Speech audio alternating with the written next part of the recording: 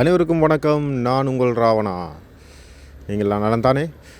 இன்றைக்கு நான் உங்களுடன் கதைக்க வந்த விடயம் என்னென்னா, 2 விடயங்கள். ஒன்று, என்னோட மதிப்புக்கும் மரியாதைக்கும் உரிய எம்பி அவர்களுக்கு இந்த பிடியான வழங்கியிருக்கிறாங்க. அடுத்த விஷயம், இந்த வலி வடக்கு மயிலிட்டி அந்த காணிகளை விட சொல்லி கொஞ்சம் பேர் ஒவ்வொரு வெள்ளிக்கிழமையிலையும் ஆர்ப்பாட்டம் நடத்துகிறவங்களுக்கு தெரியும். அப்போ அது சம்மந்தமாக ஒரு ஆட்சியம்மா, ஒரு பாட்டி ஒரு ஆள் சொல்கிற விடயத்தை சம்மந்தமாக கதைக்கணும். சரி, நாங்கள் இப்போ முதல் விடயத்துக்கு வருவோம். என்னென்னா, இன்றைக்கு பாராளுமன்றமே அது இந்த சொல்லலாம். என்ன காரணம்ண்டா, எதிர்கட்சிக்காரர் எங்கட டாக்டர் அர்ச்சுனாக்கா வேண்டி குரல் கொடுக்குறாங்க ஆதரவாக. அதே மாதிரி ஆளுங்கட்சிக்காரர் வேறு மாதிரி குரல் கொடுக்குறாங்க.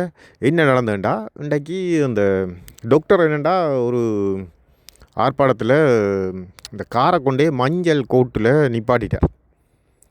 அது ஒரு போலீஸ்காரனோட ஒரு சின்ன ஒரு பிரச்சனை வாய் தர்க்கம் வந்ததால் அதை ஒரு வழக்காக போட்டாங்க. தெரியும் தானே, டாக்டர் அரசாங்கத்துக்கு எதிராக பல விஷயங்களை கதைக்கிறது. அப்போ அதால் அவங்க பிடிக்கிற இல்லை அது. அப்போ வழக்க போட்டுட்டாங்க. சரி, ஓகேன்னு போட்டு இன்றைக்கி அதுக்கு பிடியான என்னெண்டா, இன்றைக்கி ஒரு பாராளுமன்ற உறுப்பினர் என்னெண்டா மக்களால் தெரிவு செய்யப்பட்டவர்களாங்க. அப்போ அனைவருக்கும் தெரியும் அது. அப்போ அது நீதிபதிக்கும் தெரிஞ்சிருக்க வேணும், எல்லாருக்கும் தெரிஞ்சிருக்க வேணும். ஆனால் இப்போ என்ன பிரச்சனைண்டா, அந்த இப்போ பாராளுமன்ற உறுப்பினர் என்ன செய்துட்டார்ண்டா, மக்களால் தெரிவு செய்யப்பட்டவர் மக்களுக்காக பாராளுமன்றத்திலேயும் ஊழல்களுக்காகவும் குரல் கொடுக்குறவர் பாராளுமன்றத்துக்கு வந்துட்டார். அதுக்கு பிறகு பார்த்தா ஈவினிங் போல் ஒரு 4:30 4:45 பிடியானையை கொண்டு பாராளுமன்றத்தில் சைன் வேண்டியிருக்கிறாங்க.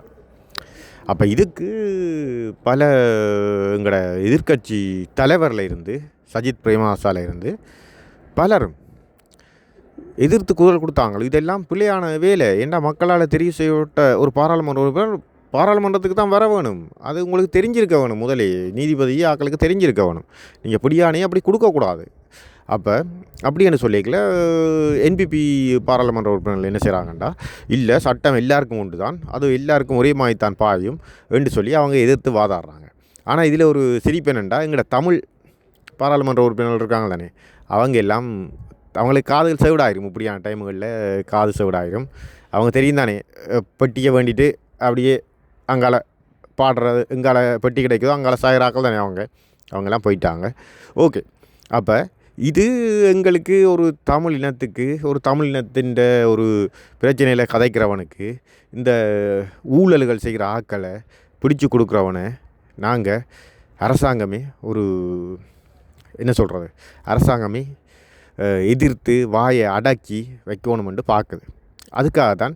ஏண்டா அர்ச்சுனா எம்பி என்னென்னா ஒன்றுமே செய்யலை, ஒருத்தரையும் கொலை செய்யலை, கோடிக்கணக்கில் பணம் களவெடுக்கலை, அங்கால கொலை செய்யலை, இப்படி பல விஷயம் ஒன்றும் செய்யலை. ஆனால் இப்படி செய்தவங்கள் எல்லாம், இந்த கொலை செஞ்சவங்கள், கற்பழித்தவங்கள், இந்த கோடிக்கணக்கில் பணங்களை கொள்ளையடித்தவங்கள், அவங்களெல்லாம் நோமலாக நடமாறி திரிகிறாங்க. அவங்களுக்கு ஒரு வழக்கும் இல்லை, பிடி ஒரு ஆந்தும் இல்லை, பிடி ஆணையும் இல்லை.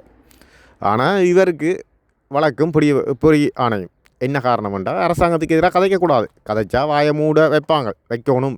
ஏற்கனவே இதுகள் பல தடவை நடந்திருக்கு, உங்களுக்கு அனைவருக்குமே தெரிஞ்சிருக்கு. அனைவருமே நீங்கள் விளங்கி கொள்ளுங்கள், இப்போதைய அரசாங்கம் என்ன செய்யுது, தமிழர்களுக்கு என்னத்தை கொடுக்குது என்று சொல்லி கொஞ்சம் புரிஞ்சு கொள்ளுங்கள். அதைத்தான் சொல்லலாம். அடுத்ததாக, இந்த வலி வடக்கு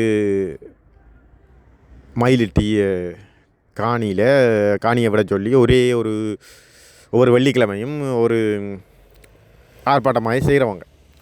அப்போ இன்றைக்கும் அது நடந்தது. அப்போ என்னடா, இதில் பேட்டியல் எடுத்தவங்களாக, இது தெரியும் தானே, ஊடகவியலாக பேட்டியல் எடுப்பாங்க. எடுக்கல ஒரு பாட்டி அவளுக்கு வயசு போயிட்டு சரியா. ஆனால் அவள் ஒரு 35-36 வருஷமாக அந்த தன்னை சொந்த காணியை இழந்திருக்கிறாள். அவள் இந்த தோட்டம் செய்கிற காணியை இழந்திருக்கிறாள். அப்போ அவள் அந்த காணியை தனக்கு தர சொல்லி அவள் வந்திருக்கிறாள் அந்த இடத்துக்கு. அப்போ அவள் பேட்டி எடுத்த போது அவள் சொல்கிறா என்ன, ஆனால் சரியான மலைப்பான விஷயமா இருந்தது என்னென்னா, அவள் சொல்கிறா, அந்த ஒரு படியன் அவன் தான் ஒரே எங்களுக்காக வண்டி கத்துறவன், பாராளுமன்றத்தையும் கத்துவான், இல்லாதவன் கத்துவான், அவன் தான் எங்கட அர்ஜுனா ராவணா. அவன் தானே எங்களுக்காக வேண்டி கதைக்கிறான், வேறு யார் எங்களுக்காக கதைக்கிறான்?